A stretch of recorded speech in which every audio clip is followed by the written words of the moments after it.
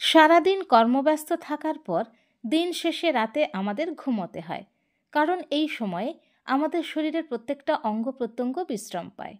প্রত্যেক পূর্ণবয়স্ক মানুষের রাতে অন্তত 6 থেকে 7 ঘন্টা ঘুমাতে হবে। আর এই ঘুম যদি ঠিকভাবে না হয়, তখন শরীর অসুস্থ, ক্লান্তি, মেজাজ খিটখিটে, কাজে অমনোযোগ, সব ক্ষেত্রেই সমস্যা সৃষ্টি হয়। ঘুম ভালো না হলে শরীর এবং মন কোনোটাই ভালো থাকে না। গর্ভাবস্থায় যদি ঘুমের সমস্যা হয়, তাহলে মা ও বাচ্চা উভয়েরই ক্ষেত্রে ক্ষতির সম্ভাবনা তৈরি হতে পারে। তাই আজকের ভিডিওতে আলোচনা করব গর্ভাবস্থায় মায়েদের ঘুমের ব্যাঘাত কেন ঘটে, গর্ভাবস্থায় কিভাবে শোয়া উচিত ও কিভাবে শোয়া উচিত নয়, এই সময় কত ঘন্টা ঘুমানো উচিত, বেশি ঘুমালে কি সমস্যা হয় এবং স্লিপ অ্যাপনিয়ার সাথে গর্ভাবস্থার যোগসূত্র কী সহ আরও নানা তথ্য। তাই ভিডিওটি প্রথম থেকে শেষ পর্যন্ত দেখতে থাকুন, উপকৃত হবেন। তবে বিস্তারিত যাওয়ার আগে বলবো, অবশ্যই টুকিটাকি কলকাতা চ্যানেলটি সাবস্ক্রাইব করুন এবং পাশে থাকা বেল আইকনটি প্রেস করে অন করে নিন। তাহলে নতুন ভিডিও আপলোড হওয়ার সঙ্গে সঙ্গে পৌঁছে যাবে আপনার কাছে। গর্ভাবস্থায় ঘুমের ব্যাঘাত কেন ঘটে?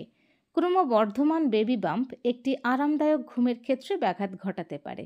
বর্ধিত ওজন এবং শরীরের উপর চাপের ফলে পিঠ নিতম্বে অস্বস্তি হয়, বুক জ্বালাপোড়া করা বা অ্যাসিডিটির সমস্যা, ঘন ঘন প্রস্রাবের বেগ আসার ফলে সমস্যা হয়। গর্ভাবস্থার শেষের দিকে ব্রেস্ট পেইন হয়ে থাকে, কারণ এই সময় ব্রেস্ট স্ফীত হতে থাকে।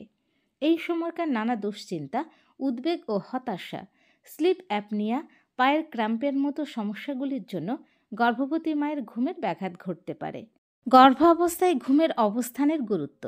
গর্ভাবস্থায় ঘুমানোর অবস্থান গুরুত্বপূর্ণ। এটি মা এবং শিশু উভয়কেই সুস্থ রাখে। ঘুমের সঠিক অবস্থান পিঠে ব্যথা, বুক জ্বালা কমাতে পারে এবং শ্বাস নিতে ও শরীরের ফোলাভাব কমাতে সাহায্য করে। অপরদিকে অনুপযুক্ত শোয়ার অবস্থান ব্যথাগুলিকে আরও খারাপ করে তুলতে পারে এবং আরও অন্যান্য স্বাস্থ্য সমস্যার কারণ হতে পারে। গর্ভাবস্থায় কিভাবে ঘুমানো উচিত আর কিভাবে ঘুমানো উচিত নয়। গর্ভাবস্থায় চিত হয়ে শোয়া উচিত নয়। চিত হয়ে শুলে শরীরের সবচেয়ে বড় শিরার উপর চাপ পড়ে ও হৃৎপিণ্ডে কম রক্ত প্রবেশ করে, ফলে হৃৎপিণ্ড থেকে কম রক্ত বের হয়। তখন মায়ের রক্তচাপ কমে যায় এবং প্লাসেন্টাতেও রক্ত প্রবাহ বাধাপ্রাপ্ত হয়। এতে গর্ভের শিশুর শরীরে অক্সিজেনের ঘাটতি হওয়ার সম্ভাবনা থাকে। অ্যাজমা ও স্লিপ অ্যাপনিয়া আছে এমন মায়েদের নিজের শরীর ও শিশুকে পর্যাপ্ত পরিমাণ অক্সিজেন সরবরাহ করতে সমস্যা হয়। যাদের এসব সমস্যা আছে, তারা চিত হয়ে শুলে রক্তপ্রবাহ কমে যাওয়ার সমস্যা যোগ হবে। তখন উভয় সমস্যা পরস্পরকে আরও খারাপ অবস্থায় নিয়ে যায়। এছাড়া পিঠে ভর দিয়ে বা চিত হয়ে ঘুমালে মৃত বাচ্চা প্রসব করার সম্ভাবনা স্বাভাবিকের তুলনায় প্রায় 3.7 গুণ বেশি হয়। ডান পাশ বা বাম পাশ হয়ে ঘুমানো যায়, এতে কোনো মানা নেই। যেভাবে গর্ভবতী মা আরাম অনুভব করেন, সেভাবেই ডান বা বাম পাশ হয়ে ঘুমাতে পারেন। তবে বাম পাশ হয়ে ঘুমানোর কথা বেশি বলা হয়ে থাকে, কারণ এভাবে শোয়াতে লিভার অতিরিক্ত ওজন বিশিষ্ট শরীরের চাপ থেকে সুরক্ষিত থাকবে। বাম কাত হয়ে শুলে রক্ত সঞ্চালন সহজতর হয়। গর্ভের শিশুর রক্ত সরবরাহ মায়ের হার্ট থেকে সহজতর হয়। গর্ভাবস্থায় একদমই উপুড় হয়ে শোয়া উচিত নয়। উপুড় হয়ে শুলে পাকস্থলী ও প্রসারিত জরায়ুর উপর চাপ সৃষ্টি হয়। খাবার হজমেও সমস্যা হয়। উপুড় হয়ে শুলে বাচ্চার নড়াচড়াতে ব্যাঘাত ঘটে এবং মায়ের শ্বাস প্রশ্বাসেও সমস্যা হয়। একজন গর্ভবতী মহিলার প্রতিদিন কত সময় ঘুমানো উচিত এবং বেশি ঘুমালে কি সমস্যা হয়? একজন গর্ভবতী মায়ের প্রতিদিন 7 থেকে 9 ঘন্টা ঘুমের প্রয়োজন। 9 থেকে 10 ঘন্টার বেশি ঘুমালে প্রসবের সময়কাল, প্রসব এবং গর্ভের শিশুর সুস্থতার উপর প্রভাব ফেলতে পারে। স্লিপ অ্যাপনিয়া এবং গর্ভাবস্থার মধ্যে যোগসূত্র কী? স্লিপ অ্যাপনিয়া গর্ভাবস্থায় একটি গুরুতর অবস্থা।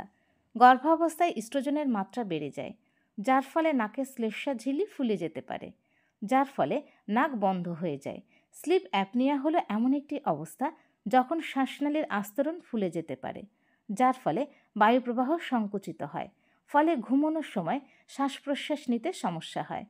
গর্ভাবস্থায় স্লিপ অ্যাপনিয়া সাধারণ এবং উচ্চ রক্তচাপ, প্রিক্লাম্পসিয়া এবং গর্ভকালীন ডায়াবেটিসের মতো গুরুতর স্বাস্থ্য সমস্যা হতে পারে। তাই গর্ভাবস্থায় সঠিক নিয়ম মেনে ঘুমানোর অভ্যাস গড়ে তুলুন। ভালো থাকুন, সুস্থ থাকুন। আজ এ পর্যন্ত। ভিডিওটি কেমন লাগলো অবশ্যই জানাবেন। আর যদি ভিডিওটি ভালো লাগে তাহলে অবশ্যই লাইক এবং শেয়ার করুন। পরবর্তী ভিডিওতে আবার দেখা হবে।